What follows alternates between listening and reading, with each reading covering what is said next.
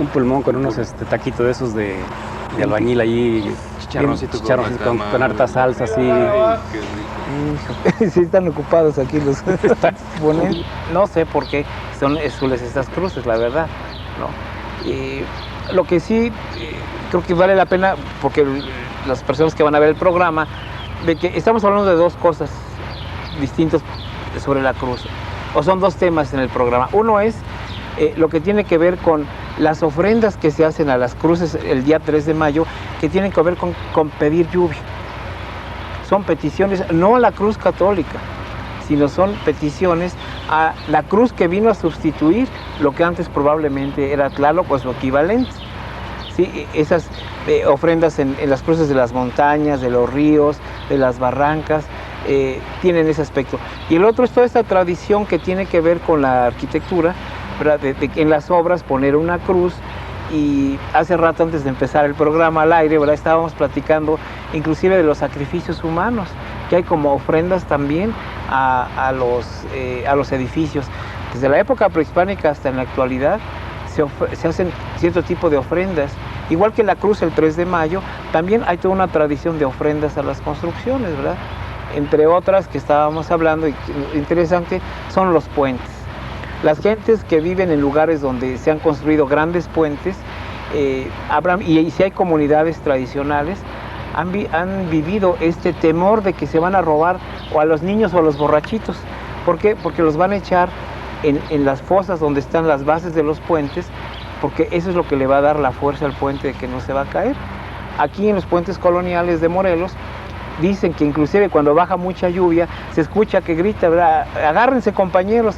Son los sacrificados en cada una de las bases que están gritando que hay que agarrarse porque la crecida está muy dura, ¿no? Y es lo que se dice, que echaban a gente, estoy hablando de la época colonial, ¿verdad? En un pueblo que se llama Tonancintla, en Puebla, hace 20 años o un poquito más, todavía a veces se metían perros vivos y se tapaban, ¿verdad?, como una ofrenda a las casas. O sea, son dos cosas. Una cosa es la arquitectura y lo que tiene que ver la cruz en ese momento como una tradición de ofrendas a las construcciones, y otro, la cruz, ya 3 de mayo también, pero que tiene que ver con la ofrenda para que haya buen temporal, para que haya buena lluvia, ¿verdad? Bien, pues vamos a ver el documental 3 de mayo en Floración de las Cruces, realizados por un servidor, y regresamos para las conclusiones. Este se fue más rápido, ¿verdad? Entonces,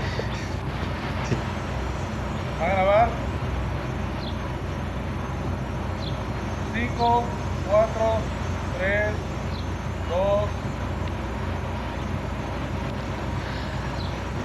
2. Uno de las cosas que llama mucho la atención es la enfloración de las cruces. Rafael, ¿por qué se enfloran las cruces? Bueno, yo considero que el colocar flores a una cruz es colocar un elemento valioso junto a un símbolo valioso. Al principio pareciera como que todavía lo podemos ver, al pie de la cruz se colocan las flores. Después yo pienso que la imaginación popular les da pues dijéramos, un valor ya más estético, más artístico, o más de la propia forma de ser del pueblo. Yo creo que podía ser una interpretación a la enfloración, al decorar la cruz con flores, ¿no? Por otro lado, también recordemos que la cruz bizantina es una cruz en la que se le dibujaban, bueno, originalmente se le colocaban joyas, de manera que no había cuerpo de Cristo, sino que había joyas que simbolizaban a Cristo. No había forma de ponerle imagen. Entonces tal vez alguna relación debe haber con la flor ahora en la que no se ve el cuerpo de Cristo, y se vería muy, muy escueta si fueran únicamente los dos palos, ¿no? Entonces probablemente la imaginación popular sustituye ese elemento valioso por flores. No sé, Miguel, eso es lo que yo pienso a partir de la interpretación histórica, ¿no?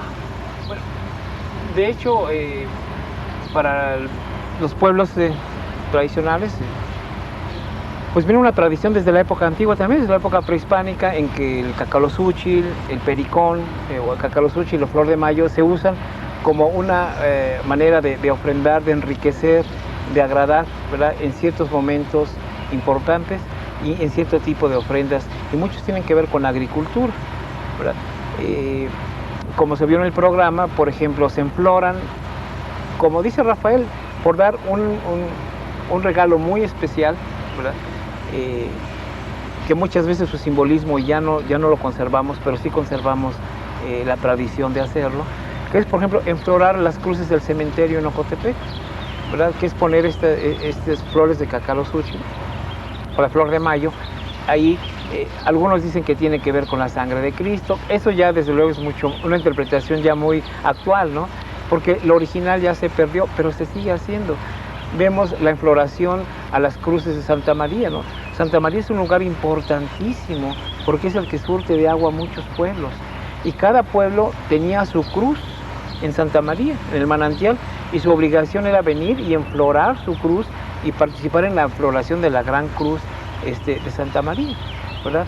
Es decir, como dice Rafael, es un acto de dar algo muy especial a las cruces, y que lo vemos desde la cruz donde murió una persona, que es donde se cayó la sombra, hasta la cruz de un manantial o la cruz de una montaña, para que los aires estén contentos y nos traigan el agua, ¿verdad? Y todavía yo creo que regalar, por ejemplo, a una dama una flor, pues es como algo que todavía nos queda de eso, ¿no? Del darle un valor de lo que para nosotros puede ser más estimativo, más estimable, ¿no?, que es algo natural, una fruta, una flor. Recuerdo las cruces en Guerrero, en las que les cuelgan también flores y frutos, ¿no? Una ofrenda de lo que consideramos más digno.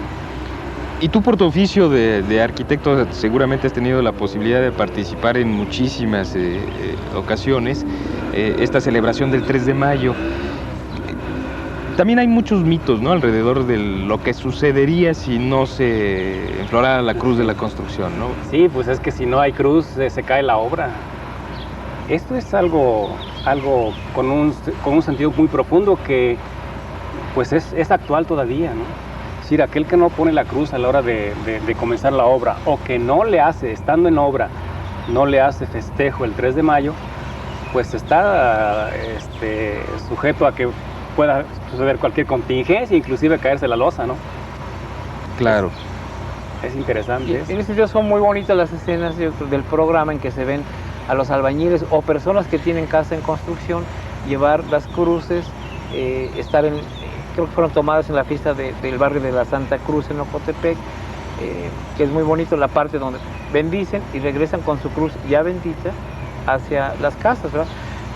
Hay eso, las casas son demandantes, ¿no? Es decir, demandan sus cruces, sus flores, y para algunos a veces demandan vidas o algún tipo de sacrificio para que esa casa tenga fuerza. Y esto pues viene desde la época prehispánica, las ofrendas al empezar las escaleras y todo esto, para que tuviera vida, ¿verdad?, esas construcciones. Incluso la fiesta, la oportunidad de la fiesta a propósito de 3 de mayo para los albañiles es algo muy especial, Sí, ¿no? Sí.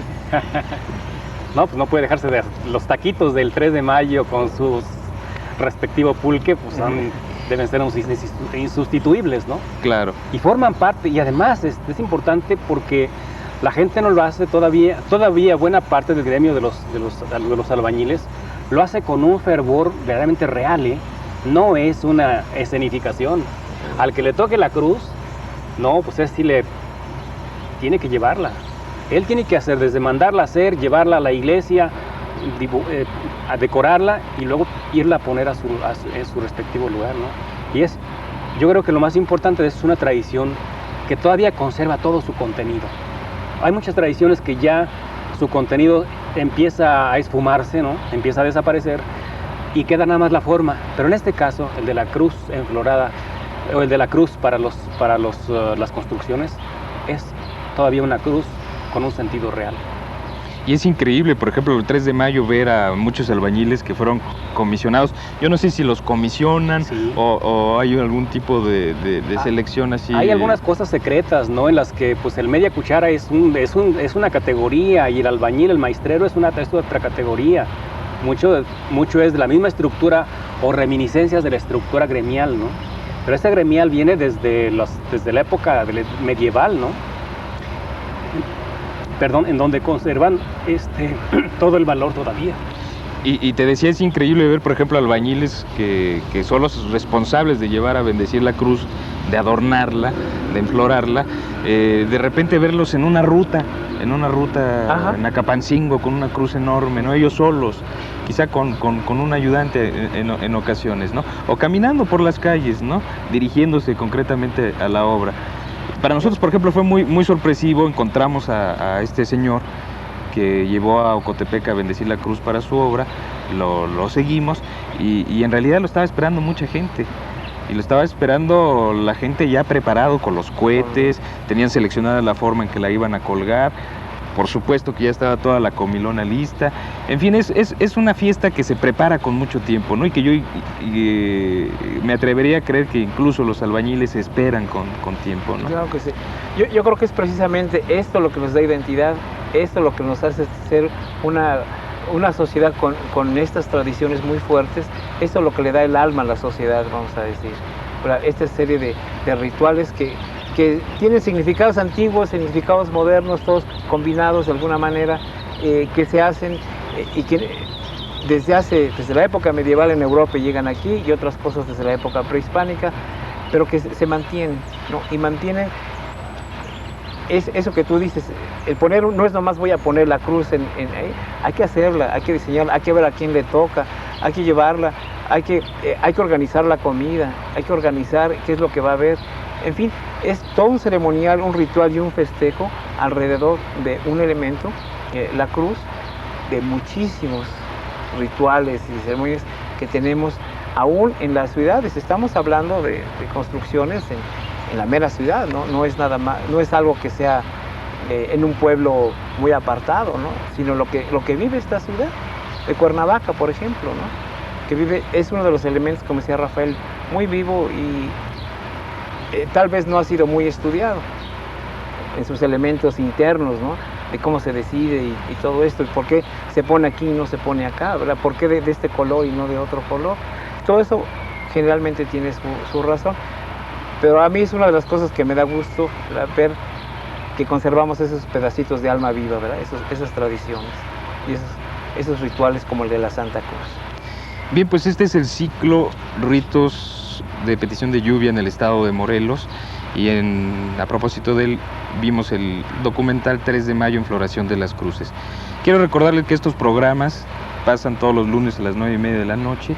Y quiero aprovechar la oportunidad para agradecer al Instituto Nacional de Antropología e Historia Centro Morelos las facilidades para la realización de este. Muchísimas gracias.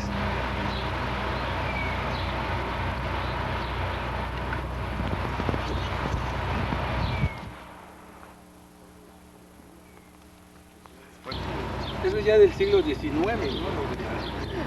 Pues, pero es una tradición que no se conserva reminiscencias ya bastante deformadas, al grado de que se le conoce como la sirena también.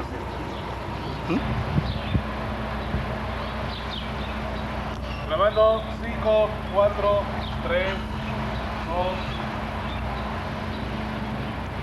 2. Apuntes y Reencuentros con la Tradición es un programa que pretende ampliar al espectador las perspectivas de información acerca de los temas de los documentales que nosotros hemos realizado desde 1991. Dentro del ciclo Ritos de Petición de Lluvia en el estado de Morelos, hoy presentamos Ofrendas a Tlaloc y San Juan Bautista. Para ello hemos invitado al investigador de la Escuela Nacional de Antropología e Historia, Druso Maldonado, y al arquitecto Rafael Gutiérrez, investigador del Centro Regional Morelos. Druso, para que una ceremonia de esta naturaleza como la que vamos a ver ahora en este documental se dé, para que existan las condiciones de que se propicie y se continúe, digamos que tenemos que partir de la premisa de que son pueblos antiguos, ¿no? Pueblos con mucha tradición. Sí, Cuauhtetelco, bueno, el nombre original de Cuauhtetelco es Cuauhtetelco, de Cuautli, de árbol. Inclusive el glifo se representa con una estructura piramidal y un árbol. Ese sería el nombre original, Cuauhtetelco. Claro, por deformación, ¿verdad? Como Cuernavaca, ¿verdad? Era Cuauhnáhuac, así muchos pueblos de Morelos también sufrieron esta deformación, estos cambios de nombre. Cuauhtetelco, como lo conocemos actualmente, al igual que San Andrés de la Cala, al igual que muchísimos pueblos de Morelos, son pueblos de tradición náhuatl, pueblos muy antiguos. En Cuauhtetelco podemos ver actualmente estructuras que corresponden a esta cultura náhuatl, de tradición náhuatl,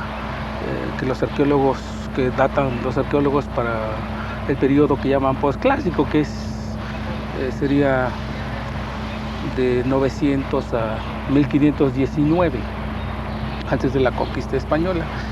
En las excavaciones que realizaron en los 70 ahí, los arqueólogos Jorge Angulo, Raúl Arana, encontraron una escultura de Xipe Totec, muy interesante. Como sabemos, Xipe Totec es un dios relacionado con la fertilidad. Y una particularidad de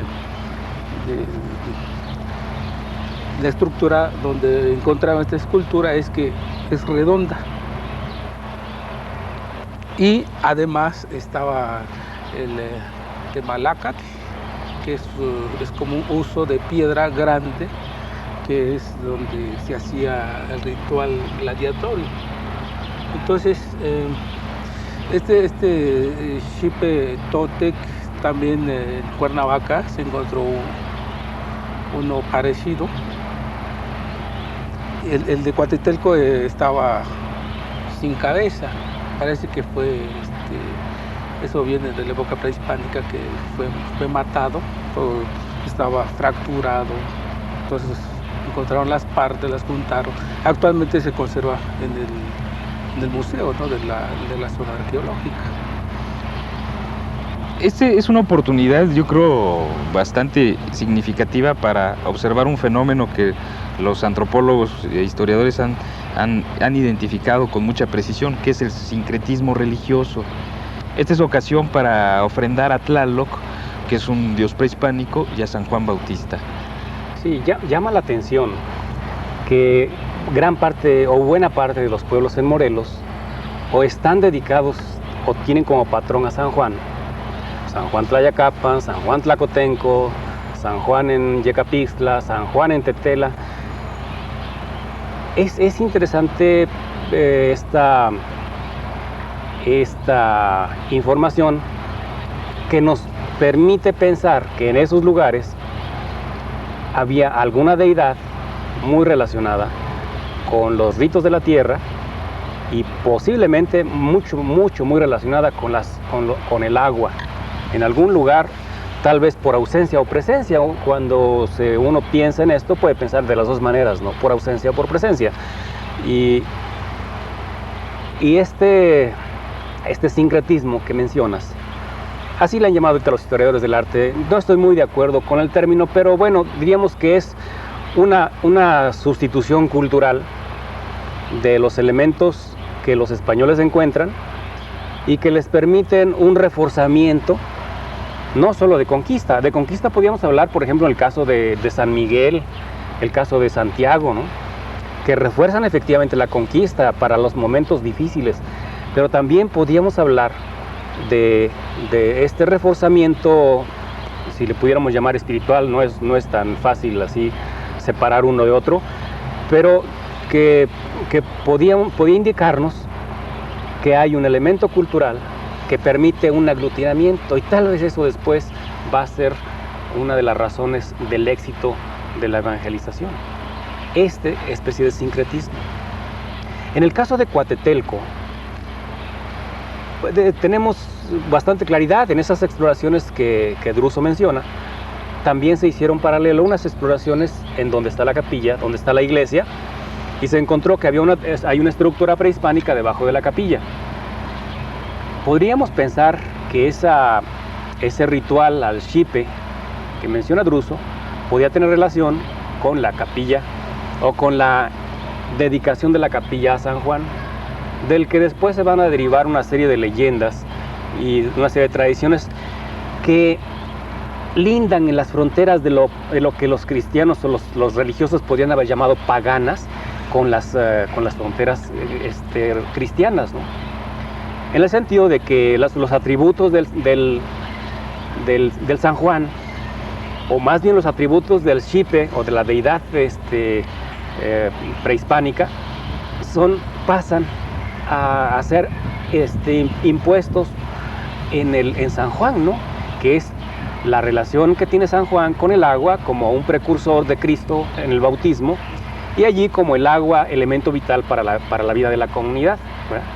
Creo que esos son los elementos que se mezclan dentro de que llamamos sincretismo, y que realmente son elementos de traslape de la cultura que sucedió en cristianismo en todas las culturas. Asumen la cultura anterior. Más adelante vamos a ver en el documental cómo Raúl Arana nos cuenta sus experiencias en las exploraciones, incluso nos cuenta unas anécdotas bien interesantes. Ellos encontraron durante la etapa de excavaciones elementos arqueológicos que hacen saber que muchos de los objetos que antes se utilizaban para ofrendar a los aires se siguen utilizando en la actualidad. ¿Qué elementos concretos son estos que se han localizado como ofrenda a los aires en la época prehispánica? Bueno, ahí son... hay dos ofrendas, ¿verdad? Una que se realiza en la mañana, que es a los cerros, a la zona arqueológica, a la laguna. Estos son ofrendas en miniatura, hechas con cajetes pequeñitos, y todos el contenido de estas ofrendas, como comida, pollo y todo eso, va en miniatura. Yo creo que es uno de los elementos que arqueológicamente se encontró y que en la actualidad todavía se sigue usando, ¿no? Este elemento. A mí me tocó ir para hacer comparaciones con otras regiones también, me tocó ir a Metepec, en el Estado de México. Unos arqueólogos estaban haciendo excavaciones en un cerro muy grande que existe ahí también, y encontraron también este elemento, que es la ofrenda para dar de comer a la tierra. ¿Sí? Damos de comer a la tierra porque la tierra nos da de comer a nosotros.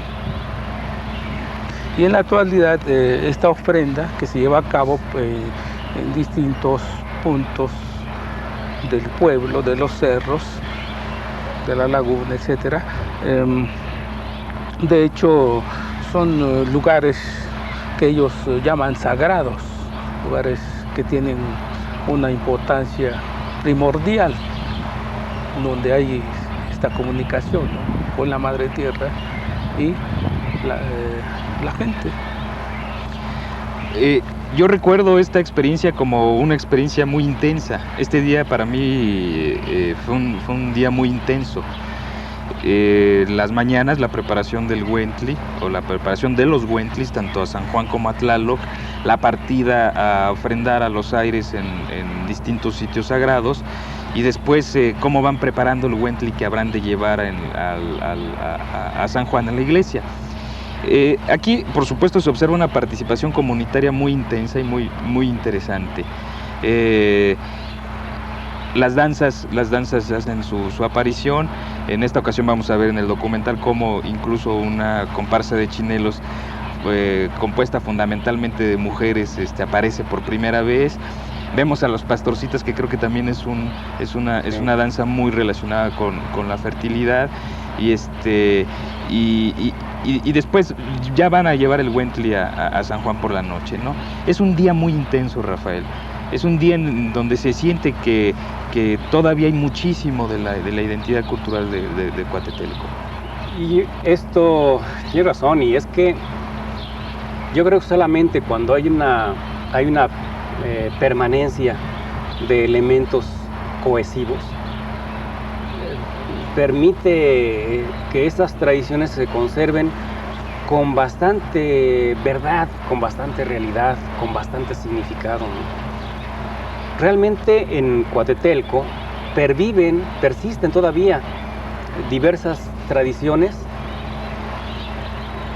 que nos permiten pensar que todas las leyendas que se han elaborado a partir de esto, pues son un reflejo claro del significado que todavía conservan, ¿no? Hay un poco de decadencia ahorita en cuanto que esta nueva generación no desarrolla tanto, no vive esas tradiciones.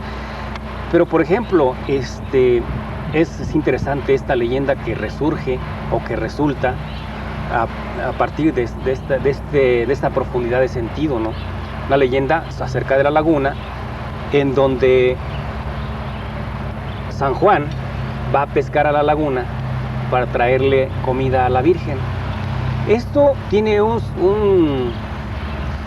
sentido cristiano muy profundo.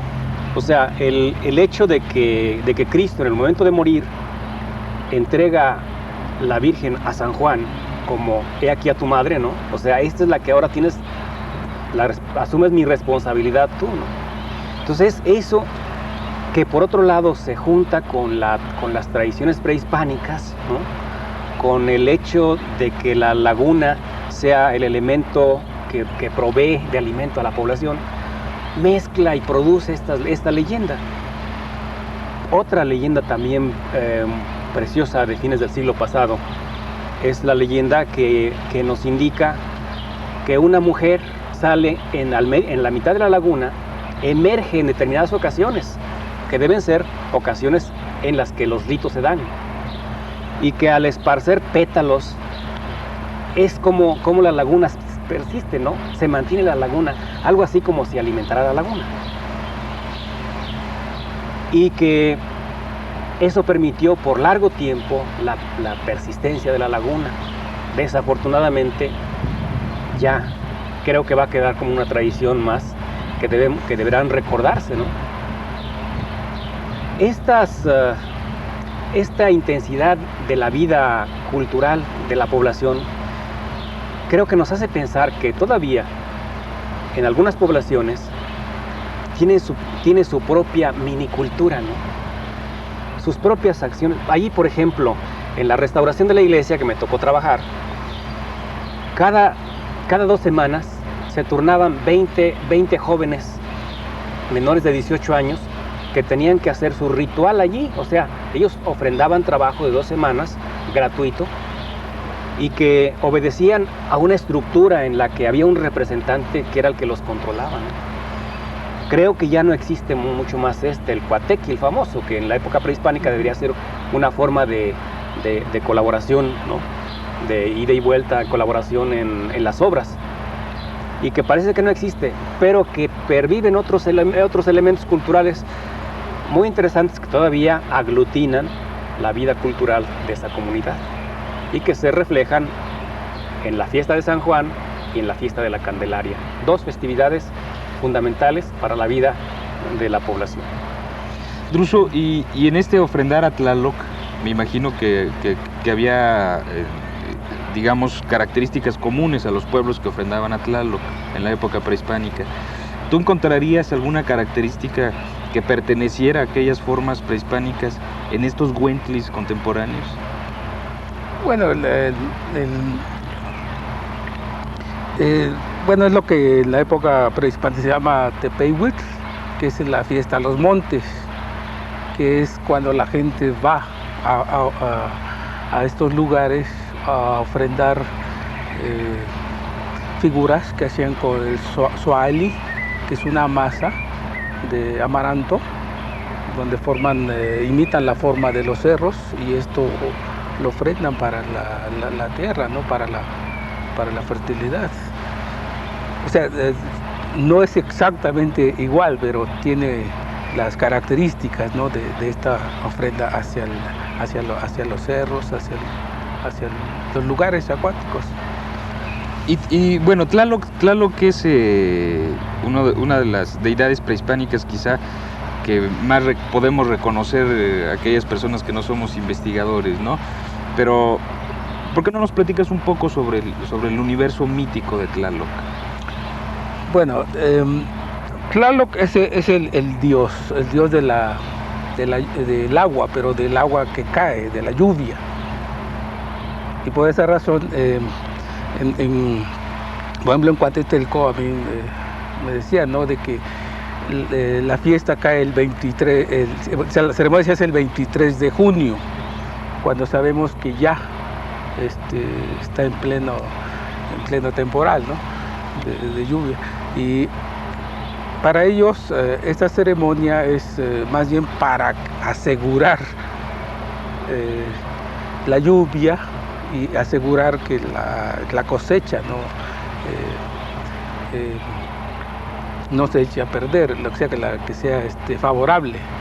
Entonces, en este caso, es que a mí me intriga lo que dice Rafael, porque San Juan, yo lo encuentro también en el caso de Yecapixtla, relacionado con Tezcatlipoca. Tezcatlipoca tenía también diferentes advocaciones, muchos desdoblamientos, y uno era de la fertilidad, como dios de la fertilidad, aparte de tener un desdoblamiento como dios guerrero, etcétera. Tenía más de 200 desdoblamientos, ¿no? Y ahí es donde yo veo esa conexión, ¿verdad?, como dioses de la fertilidad, tanto en Tezcatlipoca, en Yecapixtla, y Tlaloc en San Juan Cuatetelco.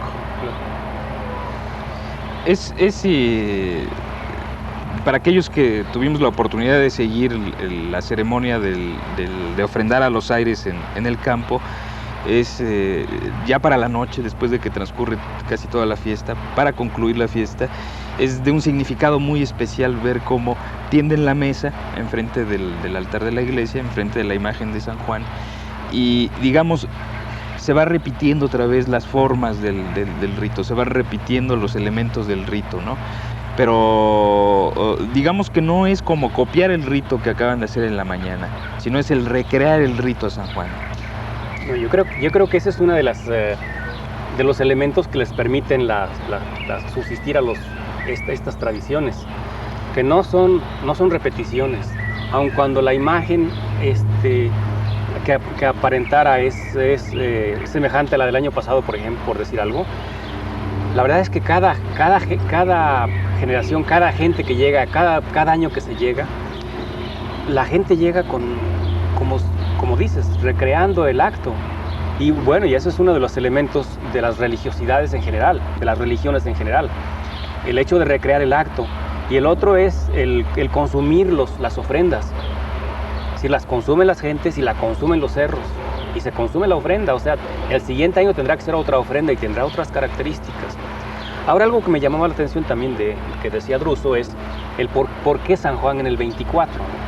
Aquí hay algo muy interesante que pasó en la Edad Media y fue que el calendario agrícola que se regía por el ciclo lunar vino a ser compaginado o tratado de integrar con el ciclo solar. Y en el ciclo solar, pues en algunos casos se desfasó el periodo natural agrícola, se vino a desfasar.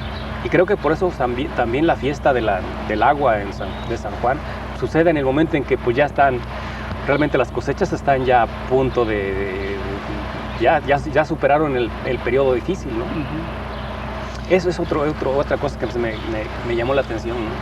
Sí, inclusive en otros lugares se relaciona mucho a San Juan de Tezcatlipoca, o sea, el caso de Morelos sería en Yecapixtla, que es donde la información, ¿verdad?, es muy concreta.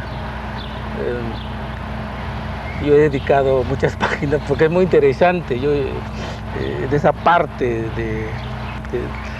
de que se venera para la época prehispánica Tezcatlipoca con 2 desdoblamientos en Yecapixtla, ¿sí? Que es Titlacahuan y Yaotl como guerrero. ¿Por qué no vemos el documental y regresamos para las conclusiones? Corte. ¿Quieres seguirle por ahí? No. ¿Quieres seguirle por ahí? Grabando 5, 4, 3,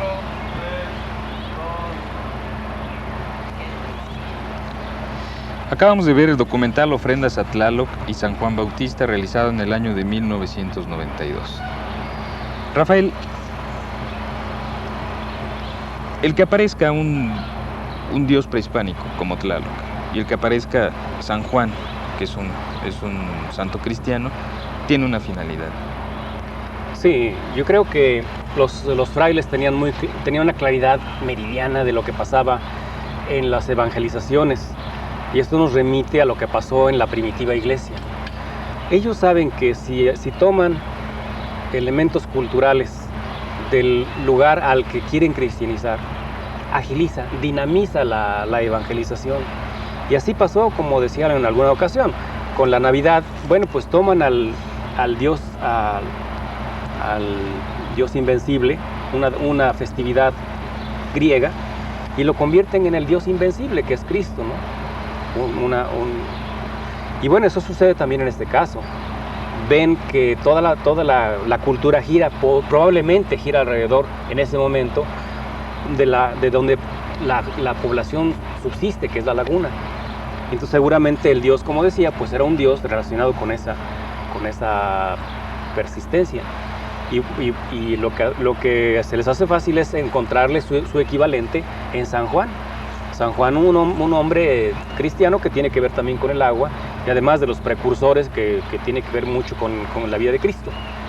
Eso, para ellos, esa visión les permite visualizar un éxito en la evangelización. Ahora con los elementos nuevos que conocemos, con las exploraciones que menciona Druso, pues vemos que tenían razón y conocieron todos esos elementos culturales que favorecían este éxito de la evangelización allí. Y en estas exploraciones arqueológicas que se han hecho y que se han localizado, que son elementos para ofrendar a los señores del tiempo, a Tlaloc concretamente, son muy extendidas en el estado de Morelos. ¿Cuáles podrías señalar tú, Druso, que son quizá las más importantes que han localizado arqueólogos? No me estoy refiriendo a los antropólogos, sino a los arqueólogos. ¿Cuáles serían los elementos arqueológicos más importantes en el estado de Morelos relacionados con Tlaloc? Bueno, yo creo que donde se ha obtenido mucho material es en Xochicalco. Xochicalco existen representaciones, inclusive hasta moldes que han encontrado, porque ya eso ya es hacia el epiclásico, lo que llaman los arqueólogos, ¿no? El epiclásico, que es 700 después de Cristo. ¿Sí? O sea, algunos, no en Morelos, pero sí en otras regiones, han encontrado ya elementos que hablan del culto a Tlaloc, desde el preclásico posiblemente, tal vez con otras representaciones, pero con la misma concepción. Por ejemplo, ahora que estamos hablando de cerros y todo eso, que yo marcaba de que son 2 elementos que se remontan, ¿no?, a muchos años, muchos milenios. Por ejemplo, en Chalcaxingo, ¿no?, tenemos esta representación de la cueva y el cerro. Entonces, algunos investigadores proponen que muchos elementos rituales vienen desde esta época, ¿no?, desde 1500 años antes de Cristo, y así como, por ejemplo, Rafael dice acerca del sincretismo, probablemente en la época prehispánica también existía esta reelaboración. Y que persiste hasta que llegan los españoles, ¿no? Es decir, las ofrendas que se encontraron en San Juan Tlacotenco, en la cueva de Chimalacatepec, pues son elementos significativos de la deidad del agua, ¿no? De Tlaloc. ¿Verdad? Los sahumerios estos hermosos que se encontraron ahí como ofrendas nos permiten pensar que ese ritual persiste desde, bueno, como dices, desde los del año 700 del Epiclásico para hacia adelante hasta que llegan los frailes, y que seguramente viene siendo reelaborado, recreado, y que, como lo encuentran los frailes, pues es ya, como podríamos llamar, una liturgia ya institucional, ¿no? Que ellos ya ahí pueden identificar y que pueden comparar con su liturgia, con la liturgia cristiana que traen, ¿no? Que eso permite ya el ensamble pues muy perfecto, ¿no? Bastante perfecto para que pueda llevarse a cabo la evangelización. Ahora, algo bien importante aquí que hay que marcar también es que tanto en San Andrés como en Coatetelco, en Cuentepec y otros lugares, afortunadamente las haciendas, ¿verdad?, no invadieron ese espacio. Eso es bien importante, porque sabemos, ¿no?, que con el marquesado aquí Cortés hizo y deshizo, ¿no? Afortunadamente en todos estos lugares donde todavía existen estas tradiciones no llegó el cultivo de caña ni la hacienda, etcétera. Esto es bien importante marcarlo, del por qué todavía se conservan estas tradiciones. Una de las cosas que a mí me gustan mucho de este documental es el puente que se establece entre el rito prehispánico y el actual, a partir de la anécdota que nos cuenta Raúl Arana, ¿no? Que primero la población estaba alarmada porque estaban excavando en el sitio prehispánico y que eso en consecuencia no iba a permitir que lloviera, y después les mandan decir pues ya no sigan excavando porque está lloviendo mucho, ¿no? En este lugar, digamos, podemos observar como un lugar muy especial que todavía se hacen ofrendas en sitios prehispánicos. No es casual que esto se dé, por supuesto, aunque muchas de las ofrendas que podemos localizar en otros lugares no es en sitios prehispánicos. Aquí ellos entran a la zona y en una pirámide hacen su ceremonia, ¿no? Este puente que hay entre lo prehispánico, entre el rito prehispánico y un sitio prehispánico, le da cierta conciencia, en este caso a la gente de Coatetelco, de lo que es el lugar, ¿no es cierto, Rafael? Sí, y es que en todas las religiones que se derivan de los ciclos agrícolas, ¿no? de la agricultura, de la pervivencia a partir de la naturaleza, conservan una vitalidad muy fuerte, ¿no? Y esa vitalidad les permite conservar toda la carga simbólica y todo el significado que tienen detrás, ¿no? De manera que, como decía, si realizan un acto ritual, no lo realizan como una mera escenografía litúrgica, sino que es parte de su propia visión del mundo, ¿no? Que vuelcan en esa forma, y la ofrenda es una forma de volcar esa visión que tiene la población en sí misma, ¿no? Y que, pues en este caso, por ejemplo, cuando suben a dejar las ofrendas del Huentli, donde llevan mole, tortillas, tamales, a mí me tocó ver las hojas, los tamales allí, todavía estaba fresca, y algunos elementos decorativos, había unos como palitos con algodón enredado, ¿no? Algodón de colores, cosa que también nos podría remitir a que la ofrenda era tanto de comida como de aquellas cosas que consideraban valiosas. Y por lo que sabemos en esta región, pues el algodón,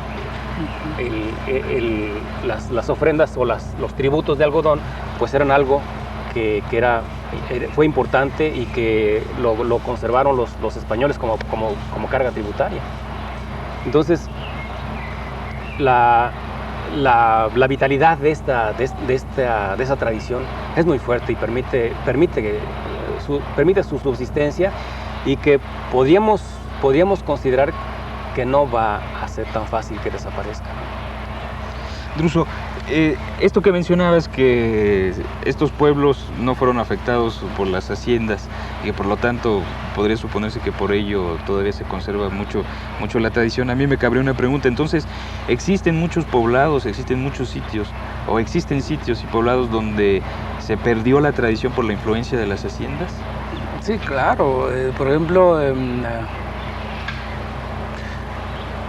en Coatetelco, Coatetelco después de la conquista conserva su identidad, porque en los documentos todo aparece como República de Indios, así le llamaban, República de Indios. Ustedes viven acá, los españoles acá, o había congregaciones, o sea, los pueblos pequeñitos los concentraban en pueblos grandes. En el caso de Coatetelco se conservó. Y en otros casos, como en San Andrés, fue lo mismo, ¿no? Sabemos que atrás, en Yautepec, es donde están los valles fértiles, donde está el cultivo de la caña, etcétera, etcétera. Pero dentro del terreno que corresponde a San Andrés, no tenemos, yo no conozco ninguna. Yo creo que algo interesante es que la parte norteña de Morelos conserva tiene el mayor acervo de tradiciones. Sí. Seguramente que lo que las haciendas hicieron fue destruir lo que podía haber sido aquellos lugares rituales en el valle.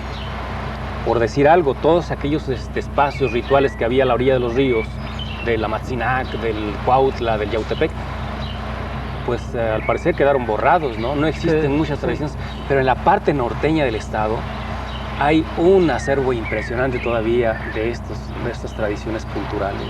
Sí, y hay que tomar en cuenta también de que todas estas haciendas fueron construidas en valles fértiles donde había tierra de riego.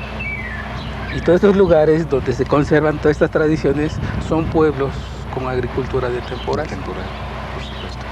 Bien, pues en el ciclo Ritos y Ceremonias de Petición de Lluvia, vimos el programa, el documental Ofrendas a Tlaloc y San Juan Bautista, y de esta manera pretendemos seguir revisando junto con ustedes el trabajo que hasta ahora hemos hecho.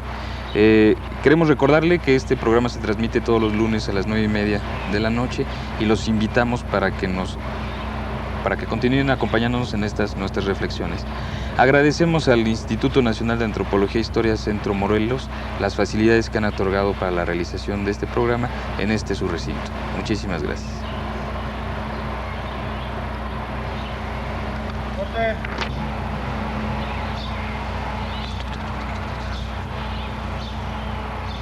Este documental, ¿dónde lo hicieron? En el Caleca.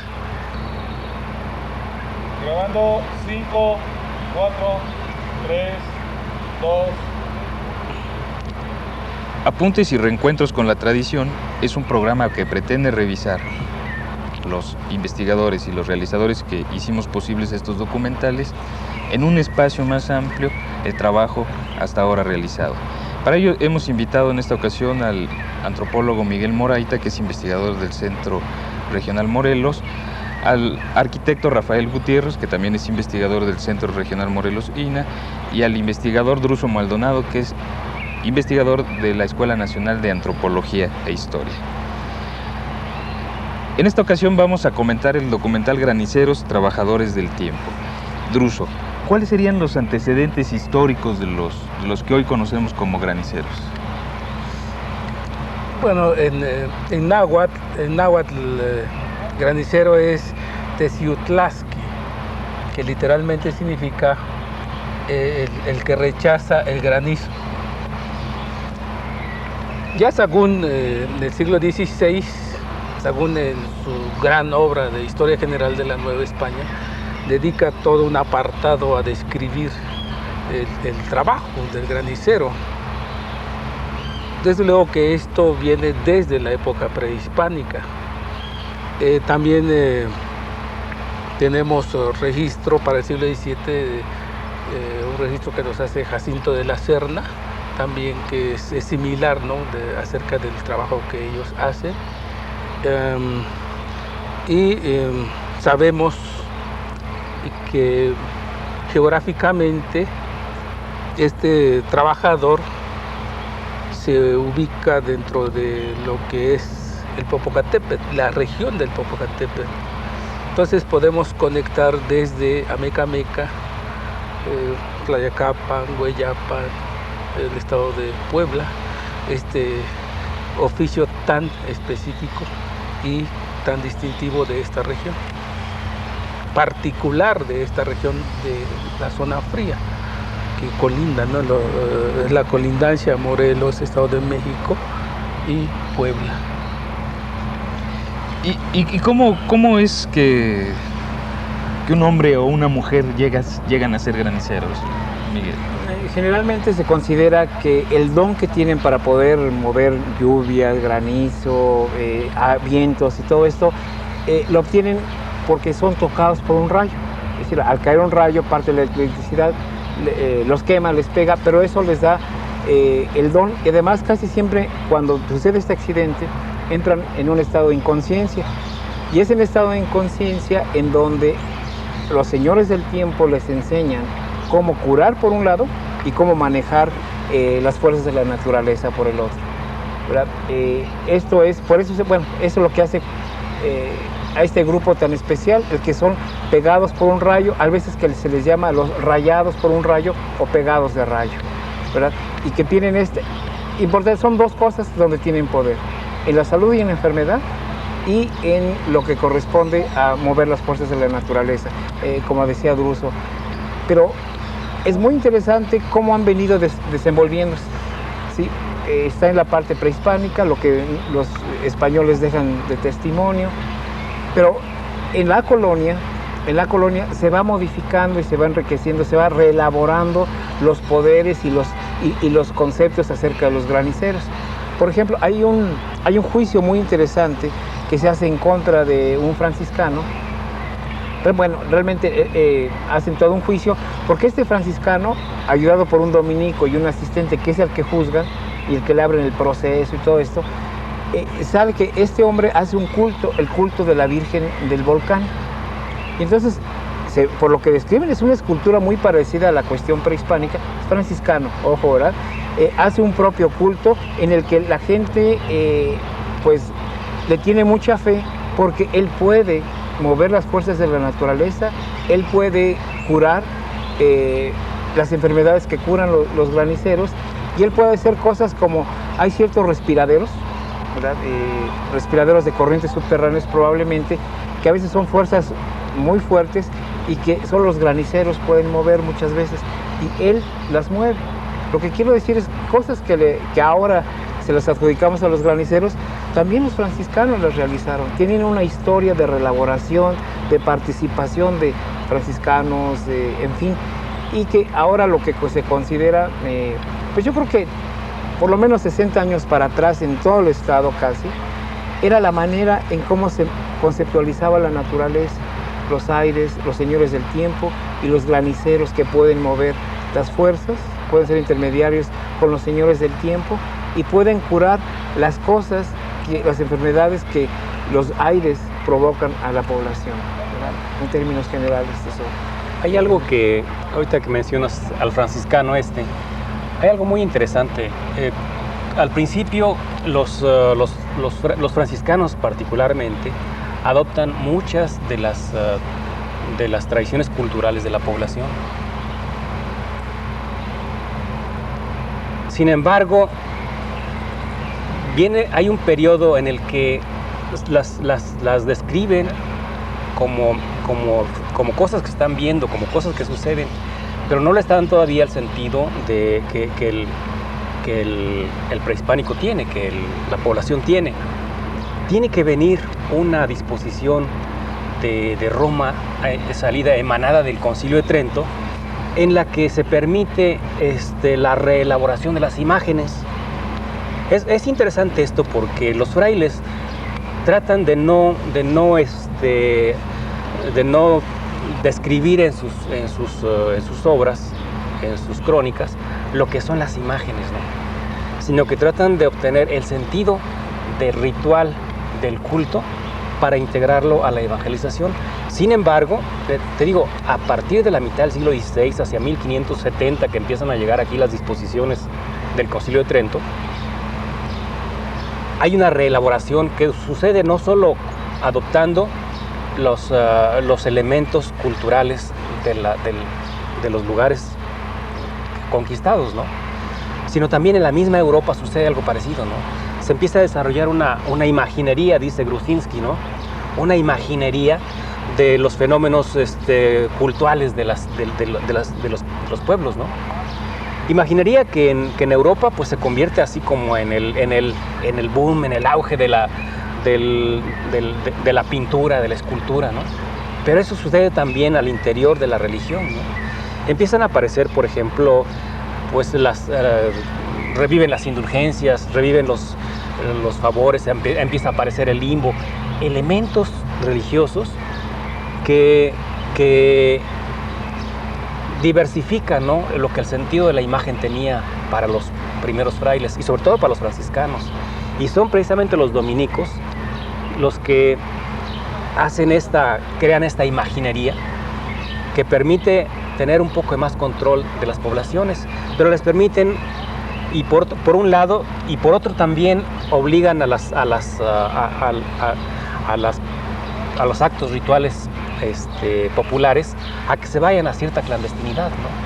De manera que vemos, por ejemplo, lo que Jacinto de la Serna nos dice, lo que nos dice Hernando Ruiz de Alarcón, ¿no? Nos hablan ellos de este fenómeno de curas y de rituales para el llamado del buen temporal, pero que revive de la época prehispánica, pero también empieza a aparecer, por ejemplo, la misa del buen temporal, ¿no? Empieza a aparecer que el cristianismo va hacia la imagen, ¿no? Más hacia la imagen de lo que pasa en los actos rituales. Incluso hay evidencias arqueológicas que hablan o dan testimonio de la existencia de graniceros, no solamente en el estado de Morelos, ¿no? Pero siempre el núcleo fundamental o el que los concentra son los volcanes, ¿no es cierto? Sí. Aquí bueno, sabemos que Tlayacapan participan en este sitio de Alcaleca. Hay un grupo de graniceros que tiene su propio altar ahí. De Hueyapan, Miguel Barrios, hace unos 40 años hizo una recopilación acerca de las ceremonias que realizan en esa época los graniceros, en la actualidad también, pero es interesante, ¿no?, cotejar estos cambios que va sufriendo, ¿no?, la ceremonia. Ahora, arqueológicamente, aquí en Morelos, según la propuesta de la doctora Broda en relación a la cueva de Chimalacatepec, ella sugiere que probablemente los que participaron en estas ofrendas fueron graniceros. Y lo que decía Rafael, de que, por ejemplo, para la época de la colonia, ¿no?, ya las ceremonias son más clandestinas. Este sitio es ideal porque es un sitio inaccesible, difícil, que tiene de largo 1400 metros y donde están las ofrendas 200 metros. Entonces, con toda probabilidad se podría hablar de que formó parte de un ceremonial donde intervinieron los graniceros. Y a diferencia de otras ceremonias que nosotros hemos tenido la oportunidad de comentar aquí, tal parece que los graniceros se están extendiendo, ¿no? Cada vez hay más graniceros, Miguel. Yo no lo habría yo le habría más al revés. Más bien, los graniceros, dentro de su aspecto de mover a la naturaleza y sobre todo ligada a la agricultura, pues se están terminando. En tanto la agricultura también va siendo un proceso muy difícil de llevarse a cabo y digamos, hay muchos pueblos que uno pregunta y ya graniceros no hay, o no hay el recuerdo de cuando los traían de la zona de los volcanes, ¿no? Que muchas veces no había en el pueblo, pero sí los traían cuando faltaba la lluvia o cuando sobraba la lluvia. Lo que tal vez esté creciendo es la fábrica de graniceros, ¿no? Es decir, un poco ya más de cultura postiza, en la que alguna gente por cuestiones emotivas o más bien románticas se mete en este mundo, porque hay que señalarle al público algo muy importante, ¿no? Yo creo que los verdaderos graniceros conservan una cantidad de conocimientos, de simbolismo, de conocimientos de la naturaleza extraordinarios. Ellos conservan muchos de los conceptos y formas muy antiguas, ¿sí? Pero también conservan, por ejemplo, ellos saben las corrientes de aire, por dónde entran, por dónde se van por los volcanes y hasta dónde van. Estamos hablando de muchísimos kilómetros, una red de estas corrientes de aire, como si fueran corrientes de navegación, porque a través de esas corrientes van a mandar, como decía Drus, el que se defiende del granizo, el que detiene el granizo, de ahí su nombre, ¿no? Porque estos graniceros también tienen un poco como de mercenarios, ¿no? Es decir, de hacerle daño a alguien a través de mandarle el granizo. La otra persona se defiende con otro granicero y ese granizo lo canalizan por una corriente de aire que aleje y deje fuera del peligro. Estos conocimientos, ¿verdad? En cuanto a lo simbólico, en cuanto a lo religioso, en cuanto a la cosmovisión, son riquísimos, son extraordinarios y, insisto, y de la naturaleza. Entonces es muy atractivo para algunas gentes quererse meter en ese mundo, querer participar, querer poseer esos conocimientos, y entonces pues se fabrican, son granizos postizos, vamos a decir, no granizos que surgen de las comunidades. Y hay gente que a veces pues se involucra, de los graniceros, que se abre, ¿verdad?, a que sea granicero otras gentes que no tienen nada que ver ni con la región, ni con la cultura, ni con los sentimientos, ni con los conceptos